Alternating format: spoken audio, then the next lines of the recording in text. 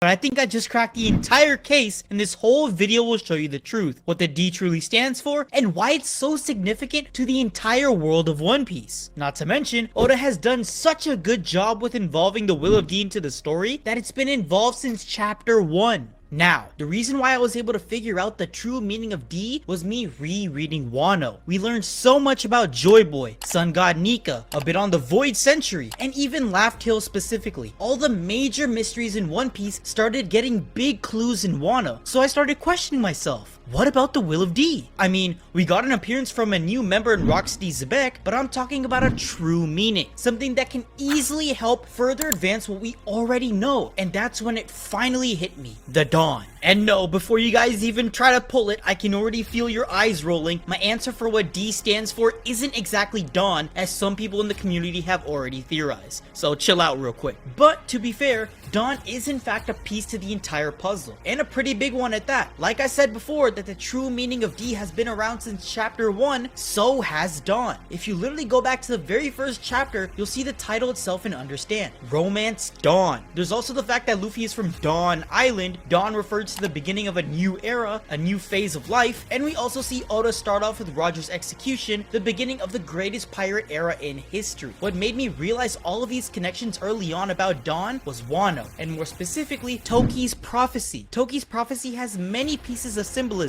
with the 9 shadows, the moon, and how in due time, Wano will be liberated. But yet again, we find our first puzzle piece at the center of this prophecy, the Dawn. With Toki saying that we shall soon know the brilliance of the dawn, it truly made me reflect. And then I saw it for what it was. Toki isn't talking to us about the dawn. This is Oda directly talking to us, telling us that soon enough, once we see the liberation of Wano and the defeat of Kaido, we'll understand the brilliance of the dawn. Now, it's funny that as soon as Wano ends, Luffy becomes Sun God Nika and helps liberate Wano. Oda says that he's gearing to prepare us all for the final saga, as if he's been waiting for us to see Luffy's Nika form before showing us the final phase of this entire story. So naturally, I start trying to understand the underlying connections between Dawn and Luffy's new form. At first, it was easy. It's obviously the sun, as the dawn is literally the phase of how the sun comes up, and Luffy is a new sun rising into the One Piece world. But I thought back to each and every single D-Clan member, and that's what truly opened my eyes. You see, with every single possible theory on the true name of the D-Clan, we try to come up with something unique and cool that not only sounds great, but has great significance to the story. Names like Demon, Devil,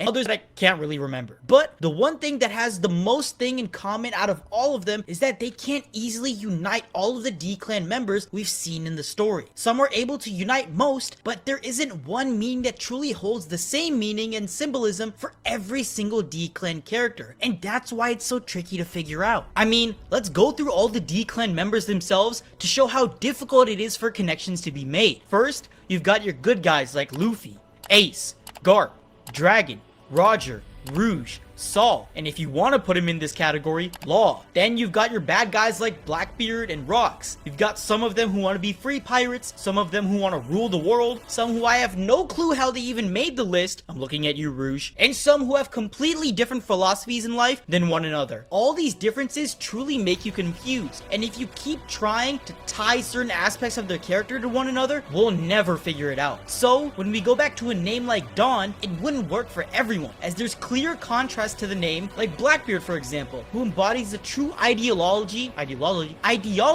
my bad, of darkness, not at all like the sun. So I scratched out the idea of the dawn Oda's referring to being specifically tied to the sun, but it still had to do with Gear 5 somehow, and like a madman, I proceeded to read the Gear 5 chapters in Wano about 50 times.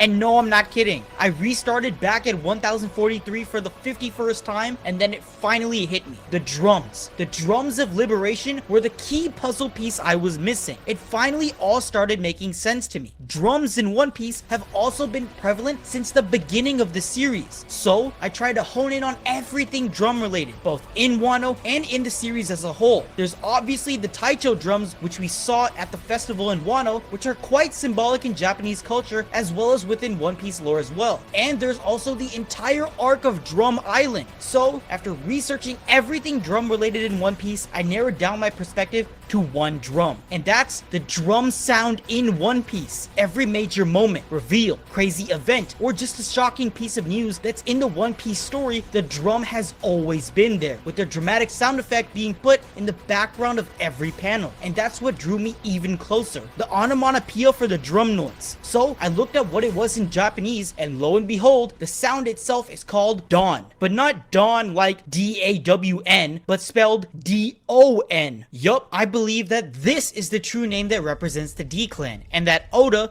like usual, is being quite the trickster about it. Rather than outright using dawn, which has already been alluded to having huge symbolism in the One Piece world, this man flipped it, and this version has been in the story since day one. Also, shout out to Arthur at Library of Ohara. I know he made a video on this topic, but there's a lot more that I want to add on the subject. Now, there's a couple definitions for the word dawn, like for a bowl of meat paired with rice, but I want to focus on the other, which is apparently to thump or a boom, like a drum banging for instance. But yet again, I'm sure the question is probably this: well, Prince, how is dawn related to every single D-Clan member? How can they all be connected to one another with just a drum noise? That doesn't make any sense. Well, you guys are right. This thumping sound isn't the true connection for all Will of D members. But the craziest thing is that Oda already gave us the answer, and it goes all the way back to Water 7.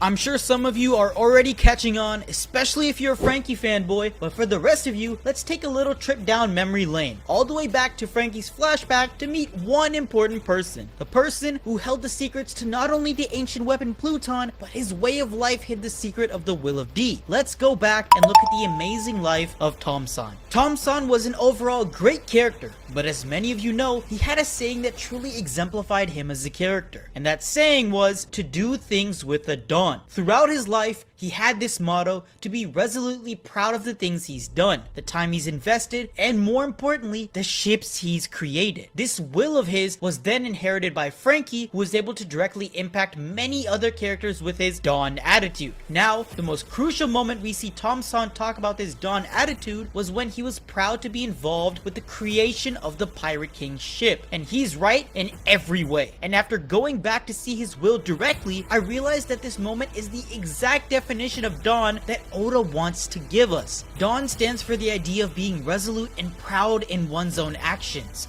their will, no matter what it may be, whether that will causes chaos and danger or it's something that spreads good all over. Wills should be resolutely followed with pride and conviction.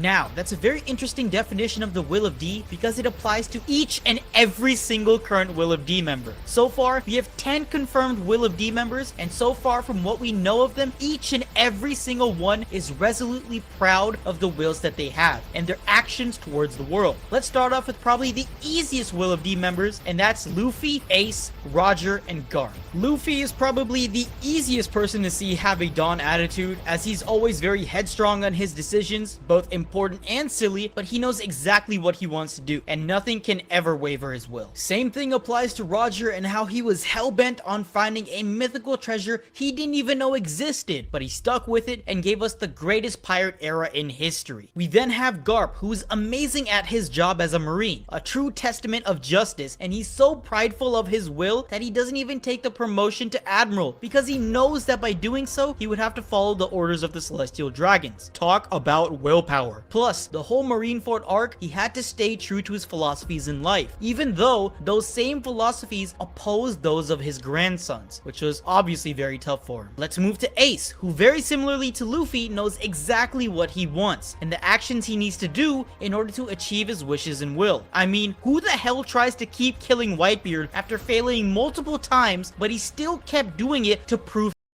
Now, let's move to the less obvious Will of D members, but they just as easily have that dawn attitude as the rest of them. Let's get through the least known characters out of those, and that's gotta be Xebec and Rouge. Rox D. Xebec is easily the most mysterious character in recent One Piece history, as the actions of his crew were so heinous that God Valley itself had to be wiped from existence. Now, there's many different theories on how Rox was a wuss and not a strong captain, but we can confirm that those theories are wrong for one reason and one reason only: Kaido's top 6. From what we know, Rox was set out to be the king of the world. According to the Marines, opposed the power of the Celestial Dragons and was in Kaido's top 6 pirates who were put on a pedestal of strength. And the other 5 of the crazy strong pirates include Shanks, Roger, Whitebeard, Odin, and Luffy. Pretty strong people to be compared with if you ask me, so he's most definitely not just some Buggy 2.0, but he had his own resolution and will which he stood by, and thus was erased with God Valley as time went on. Only connection of Rox we see in today's world of One Piece is a very small one which is yet to be explored, but it still exists, and that's the connection with Blackbeard, who we'll get to soon enough. Alright, now let's move to the most random of the bunch, Portugas de Rouge. We all know the story of how Rouge practically sacrificed herself to give birth to Ace, and let me tell you, regular pregnancy is already an insane feat in any. Now you look at Rouge's 20 months with Ace and trying to keep her entire pregnancy a secret just to survive. That takes an insane amount of willpower and resolution to one ideal, bringing in the next generation. She may not be a fighter or a grand explorer, but by giving birth to Ace, Rouge showed more than enough proof as to how she is a member of the D-Clan, with proud ambitions and wishes for Ace. Alright, let's dive into some more well-known ambiguous characters now who've had different paths, but each and every single one exemplifies that Dawn attitude. Those characters are Dragon, Blackbeard, Law, and Saul. And now, let's start off with the fan favorite.